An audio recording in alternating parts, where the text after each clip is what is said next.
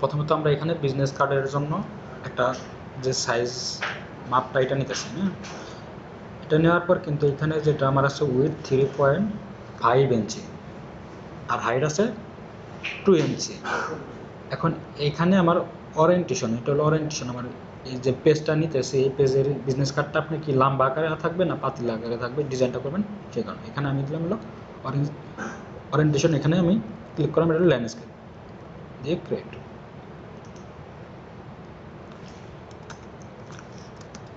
ক্রিয়েটে click করার পর আমার এখানে এটা আসছে এরকমভাবে। এটা আমার বিজনেস কার্ডের সাইজ।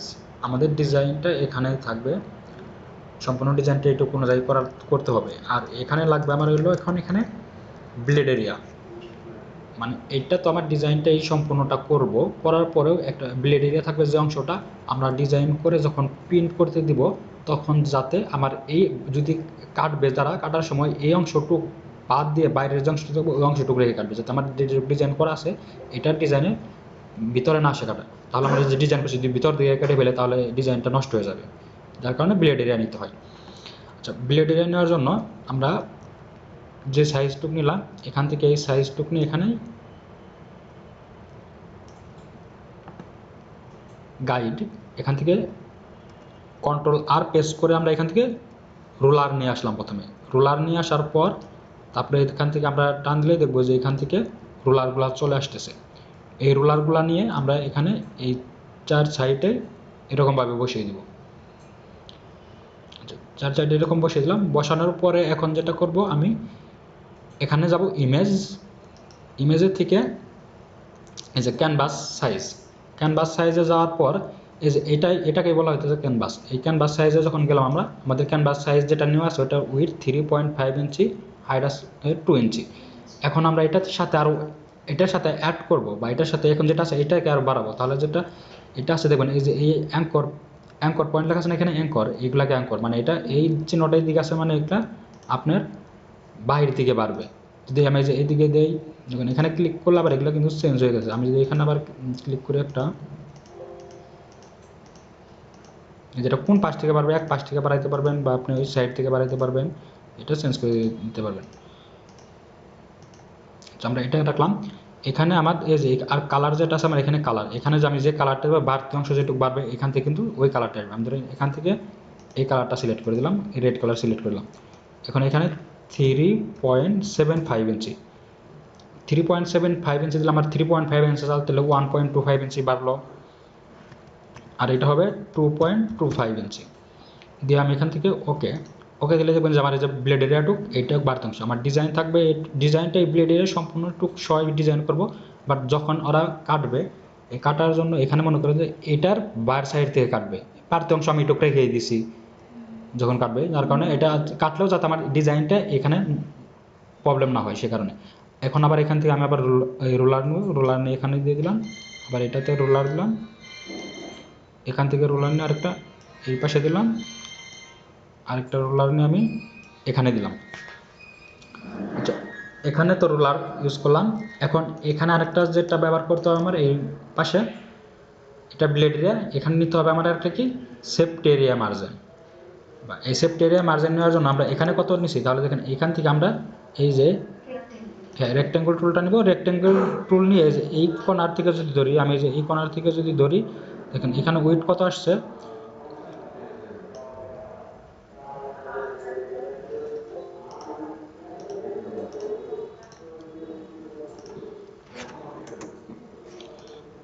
এখানে আমরা দেখি 0.125 ইঞ্চ দিলাম। অটোমেটিক্যালি ইঞ্চ দিলে মানে এটা ওই ইয়ের অনুযায়ী এরকম নিতেছে 0.125 ইঞ্চ যদি এটুকু আসছে। এটুকু নিলে আমরা এটা যে শেপটা নিলাম এটার আমার স্টক কালারটা অফ করে দিলাম। এখান থেকে শুধু ফিল কালারটা একটা কালার দিয়ে দিলাম, ফিল কালারটা আমরা এই কালারটা দিলাম। হ্যাঁ হ্যাঁ, এখানে প্রথমে আমরা এখান থেকে তো ব্লেড এরিয়া নিলাম, ব্লেড এরিয়া নিয়ে এখান থেকে আমরা গাইডলাইনগুলো নিয়ে নিলাম। গাইডলাইন নেওয়ার পর আমার এখন এখানে সেফটি এরিয়া নিতে হবে, মানে এটা তো আমার এই তৈরি তো ডিজাইন করবো, সেফটি এরিয়া নিবো যাতে ওই সেফটি এরিয়ার ভিতরে আমাদের ডিজাইনগুলো করবো, মানে ডিজাইন বলতে ওই টেক্সটগুলো যেগুলো লেখা থাকবে ওইটার ভিতরে থাকবে, যাতে আমরা বুঝতে পারি এটার জন্য আমরা এখানে ব্লেড এরিয়া যেটুকু নিচ্ছি ওইটুকুই নেব। ওইটুকুই নেওয়ার জন্য আমরা এখান থেকে রেক্টেঙ্গুলার টুলটা নিলাম।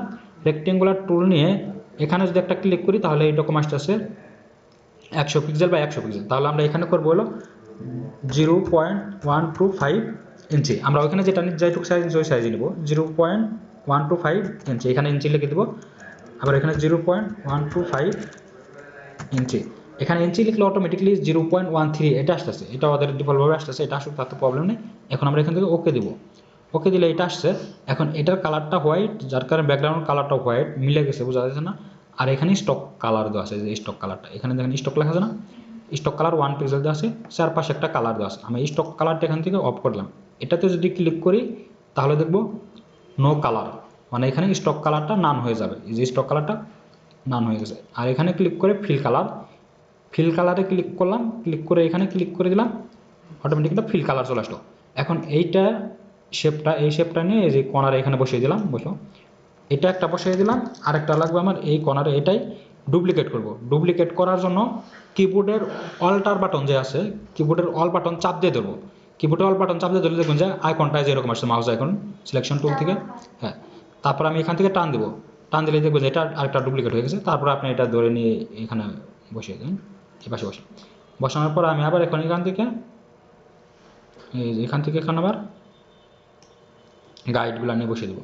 আবার এখান থেকে গাইড, এখানে গাইডগুলো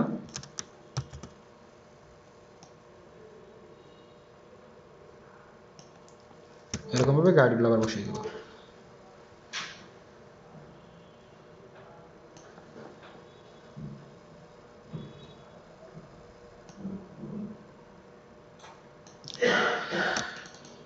দেখি এখানে আমার গাইডগুলো বসানো কমপ্লিট।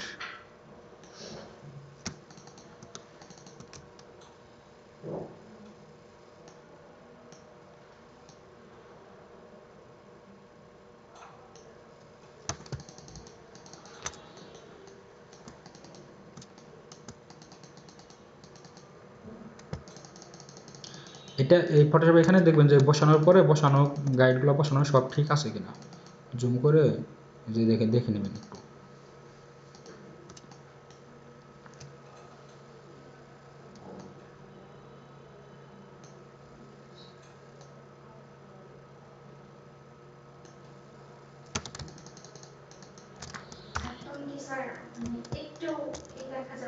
হ্যাঁ, ওইটা মিলিয়ে করতে হবে, মিলিয়ে না করলে এই যে ডিজাইন একটু আরও থাকলে সমস্যা নাই। আচ্ছা, আমরা এখান থেকে নিলাম এটা। এখন এই গাইডগুলোকে ধরা যাইতেছে, এই গাইডগুলোকে লক করব। এই গাইডগুলোকে লক করার জন্য আমরা এখানে যে গাইডগুলো নিলাম না, গাইডগুলো নেওয়ার পরে দেখেন এই পাশে যেটা আছে প্রপার্টিস, এই প্রপার্টিস অপশন যদি না থাকে, এরকম যদি থাকে বা অন্য কোনো অপশন থাকে, সেক্ষেত্রে আমরা উইন্ডোতে যাব।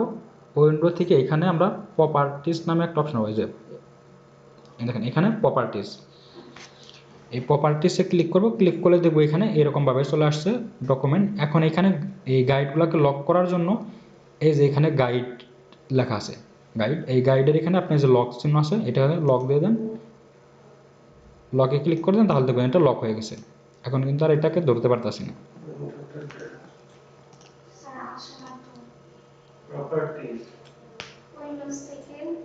হ্যাঁ, প্রপার্টিস।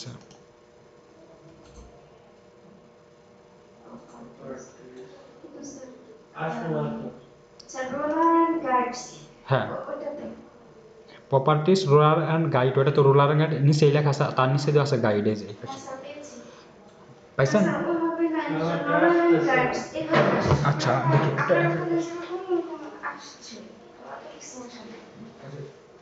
এখানে যখন প্রপার্টিসে দেখেন এখানে আরো অপশন আছে, এখানে যে অপশনগুলো আপনাদের শো করতেছে না, এই যে পাশে দেখেন এটা এরকম ভাবে এই অপশনগুলো শো করছে। শো করার পরে যে স্ক্রল করা যাচ্ছে, এটা নিচে স্ক্রল করলে দেখুন যে আলাদা অপশনগুলো শো করবে। আর এটা আমরা যখন এরকম যদি রাখতে হয় ডিফল্ট অবস্থায় রাখবেন, উইন্ডো ওয়ার্কস্পেস, ওয়ার্কস্পেস থেকে যে এই সেট এসেনশিয়াল দেন, দেখুন এই পাশে সেট হয়ে গেছে। কালারগুলো। আবার এটা চাইলে আপনি এখান থেকে এরকম ভাবে রাখতে পারেন। আর এখানে যদি আমাদের লেয়ার প্যানেলগুলো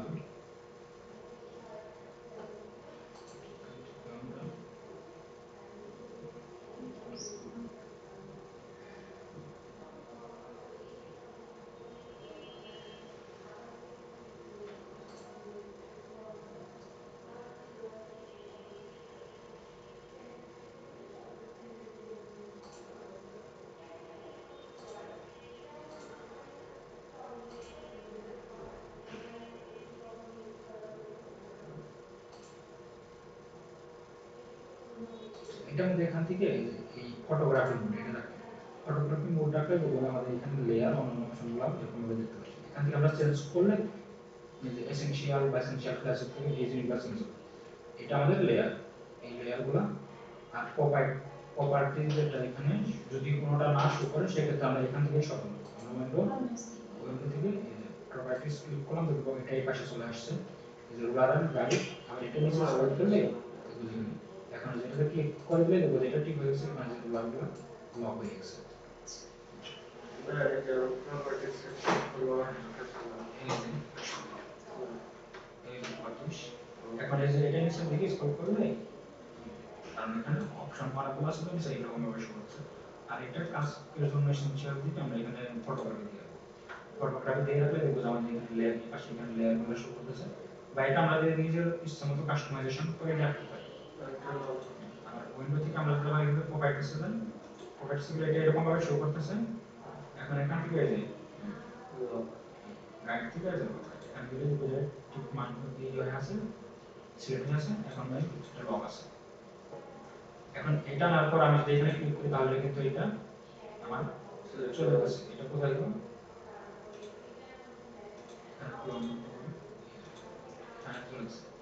এখানে চলে আসছে। এটা আমি ক্লিক করে সাথে এখানে চলে আসছে, এখানে ক্লিক করলে হবে। আবার এটা টান দিয়ে ধরে রাখলে এটা দেখবে বাইরে চলে আসছে। আবার এখানে দিয়ে যদি আমি এখানে টান দিয়ে এখানে নিয়ে যাই, এখানে সাথে তাহলে দেখবে টাইপ আকারে এখানে চলে আসছে। কাজ শুরু হয়ে গেলে না কাজ হবে।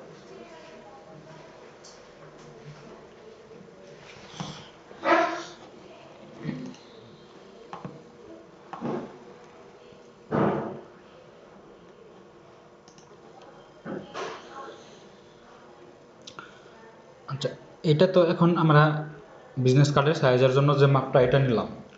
এখন এখানে আমরা বিজনেস কার্ডের কোনো একটা ডিজাইন করব, বা এটা ডিজাইন করার জন্য আমাদের এখানে যে টুলসগুলো আছে, এখন এ পাশে দেখেন আমাদের এইটা দেখেন, হ্যাঁ ওটা প্র্যাকটিস একটু পরে করেন। এখানে দেখেন এখন এখানে যেটা আছে আমাদের এখানে মেনু, এটাকে বলা হয় মেনু। এই মেনুতে অনেকগুলো কাজ আছে, যে কাজগুলো আমাদের ফাইল সেভ করা, কোনো কিছু ফাইল এডিট করা, বা এডিটে আমাদের যত ধরনের এডিট প্রয়োজন এডিট করতে পারবো। ইমেজের মধ্যে ইমেজের যত কাজ এগুলা লেয়ার। আর দেখেন এখানে যে লেয়ার, আমরা এখানে যখন এখান থেকে দেখতেছিলাম এখানে কিন্তু আমার এটা লেয়ার, এই লেয়ার। তাহলে এখানে শুধু একটা লেয়ার দেওয়া আছে, তার মধ্যে এখানে যদি ক্লিক করি এই লেয়ারের আন্ডারে যতগুলো কাজ আছে সবগুলা কাজ কিন্তু এখান থেকে আবার করা যাবে। এটা এখানে দেখাইতেছে। আবার টাইপ এখানে যেটা আছে টাইপ, এই টাইপটা হলো বিভিন্ন ধরনের টাইপ, যে আমরা টাইপ টুল নিয়ে কাজ করতেছি। এটা সিলেক্ট, যখন আমরা পুরোটাকে সিলেক্ট করতেছি, সিলেক্ট করার পরে যত ধরনের সিলেক্ট নিয়ে কাজ করার জন্য এখান থেকে করতে পারবো। আচ্ছা, এখন আমরা এখানে যে কাজটি প্রথম যে টুলসটা আছে এটাকে বলা হয় মুভ টুল। এটার নাম হলো মুভ টুল। দেখেন এইখানে আমি যখন মাউসটা রাখতেছি অটোমেটিকলি ওইখানে শো করতেছে কি এটা মুভ টুল। আর এটার শর্টকাট কি ওইখানে দেওয়া আছে ভি। আমরা যখন ভি প্রেস করব, আমি অন্য কোনো টুলে যদি থাকি কিবোর্ড থেকে যদি ভি প্রেস করি তাহলে দেখবো আমার অটোমেটিকলি এই টুলটা সিলেক্ট হয়ে যাবে, এটা নিতে পারবো। মানে ভি প্রেস করলে আমি অটোমেটিকলি ওই টুলটাই আসবে, অন্য কোনো টুলে থাকলেও ওই টুলটাই নিতে পারতেছি শর্টকাটের মাধ্যমে। যাতে আমার এই এখানে মাউসটা এখানে আছে, এখান থেকে আর যাওয়া লাগলো না, আমি এখান থেকে কিবোর্ড থেকে ক্লিক করলাম, অটোমেটিকলি ওই টুলসটা চলে আসবে। এই টুলের কাজটা কি? এই টুলের কাজটা হলো মতো যে কোনো কিছুকে মুভ করা। তাহলে আমরা এখান থেকে আমরা একটা রেক্টেঙ্গুলার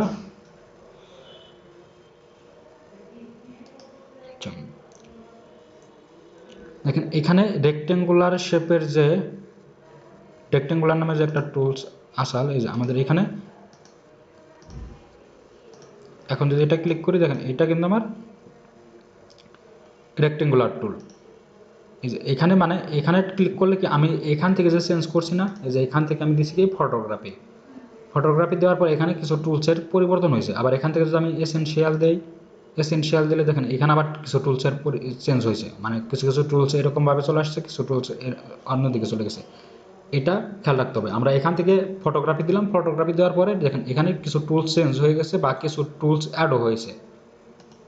এসেনশিয়ালে অনেকগুলো টুলস কম আছে, কিছু টুলস কম আছে এখানে। এখন যখন আমি আবার এটার থেকে ফটোগ্রাফি দিতেছি, অটোমেটিক্যালি এখানে কিছু টুলস শো করতে আসে। বাট এখানে আমরা যে রেক্টেঙ্গুলার নিয়ে আগে টুল নিয়ে কাজ করলাম, এখানে রেক্টেঙ্গুলার টুলটা কিন্তু এখন নাই। তাহলে এখানে নাই, এখানে আবার যে 3 ডট শো করতেছে, এই 3 ডটে যদি ক্লিক করি তাহলে দেখেন একটা টুল, এই যে রেক্টেঙ্গুলার টুল চলে আসছে। হ্যাঁ,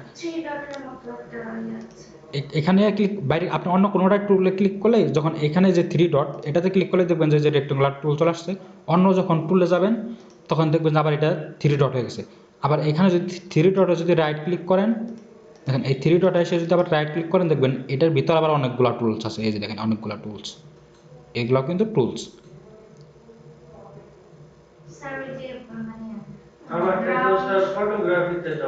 হ্যাঁ, ফটোগ্রাফি থেকে সিলেক্ট করেন,